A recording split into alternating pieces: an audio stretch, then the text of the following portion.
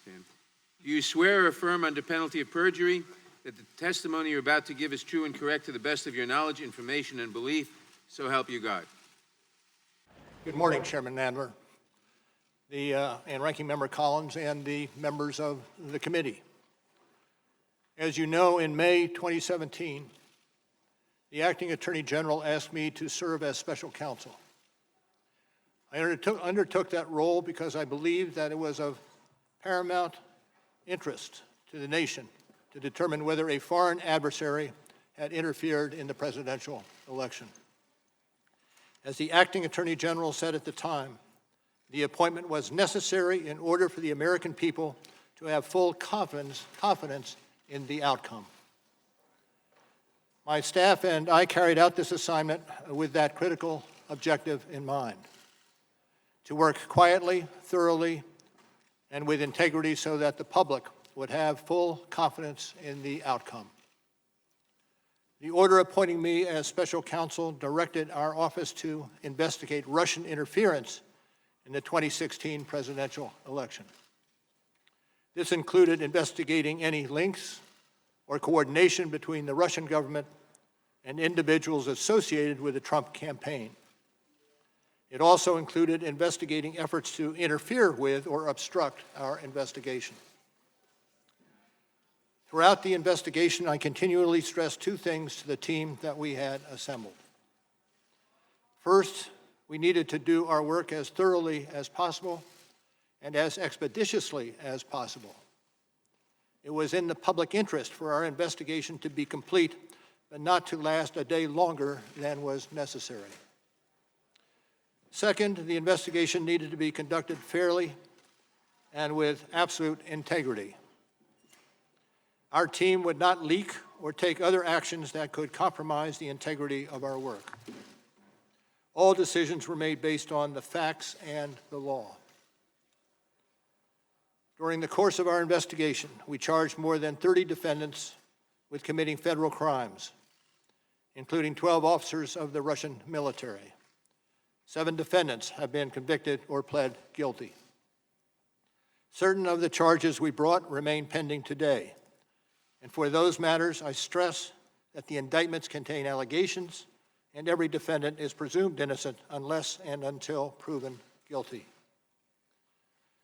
In addition to the criminal charges we brought, as required by Justice Department regulations, we submitted a confidential report to the Attorney General at the conclusion of our investigation. The report set forth the results of our work and the reasons for our charging and declination decisions.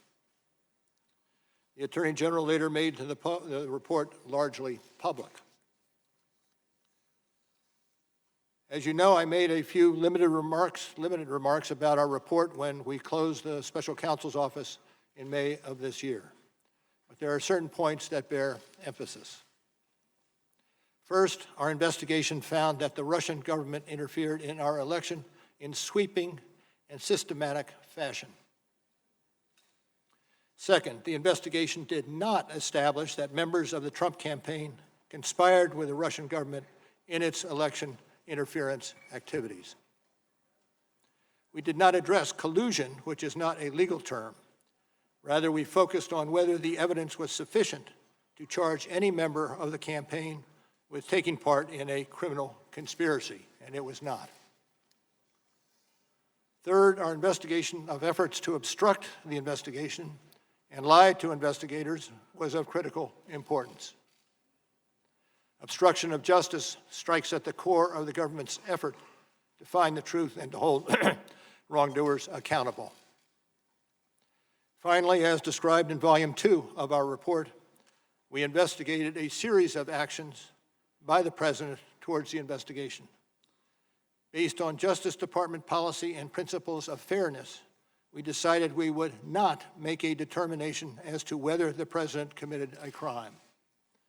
That was our decision then, and it remains our decision today. Let me say a further word about my appearance today. It is unusual for a prosecutor to testify about a criminal investigation. And given my role as a prosecutor, there are reasons why my testimony will necessarily be limited. First, public testimony could affect several ongoing matters. In some of these matters, court rules or judicial orders limit the disclosure of information to protect the fairness of the proceedings. And consistent with long-standing Justice Department policy, it would be inappropriate for me to comment in any way that could affect an ongoing matter. Second, the Justice Department has asserted privileges concerning investigative information and decisions, ongoing matters within the Justice Department, and deliberations within our office. These are Justice Department privileges that I will respect. The Department has released a letter discussing the restrictions on my testimony. I therefore will not be able to answer questions about certain areas that I know are of public interest.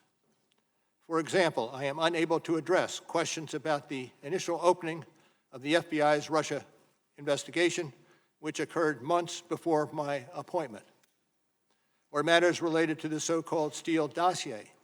These matters are subject of ongoing review by the Department. Any questions on these topics should therefore be directed to the FBI or the Justice Department. As I explained when we closed the Special Counsel's office in May, our report contains our findings and analysis and the reasons for the decisions we made. We conducted an extensive investigation over 2 years. In writing the report, we stated the results of our investigation with precision. We scrutinized every word. I do not intend to summarize or describe the results of our work in a different way in the course of my testimony today. And as I said on May 29th, the report is my testimony, and I will stay within that text. And as I stated in May, I will not comment on the actions of the Attorney General or of Congress. I was appointed as a prosecutor, and I intend to adhere to that role and to the Department standards that govern it. I'll be joined today by Deputy Special Counsel Aaron Zebley. Mr. Zebley has extensive experience as a federal prosecutor and at the FBI, where he served as my Chief of Staff. And Mr. Zebley was responsible for the day-to-day oversight of the investigations conducted by our office. Now, I also want to again say thank you to the attorneys, the FBI agents, the analysts, the professional staff who helped us conduct this investigation in a fair and independent manner. These individuals who spent nearly 2 years of working on this matter were of the highest integrity. And let me say one more thing. Over the course of my career, I have seen a number of challenges to our democracy. The Russian government's effort to interfere in our election is among the most serious. And as I said on May 29th, this deserves the attention of every American. Thank you, Mr. Chairman.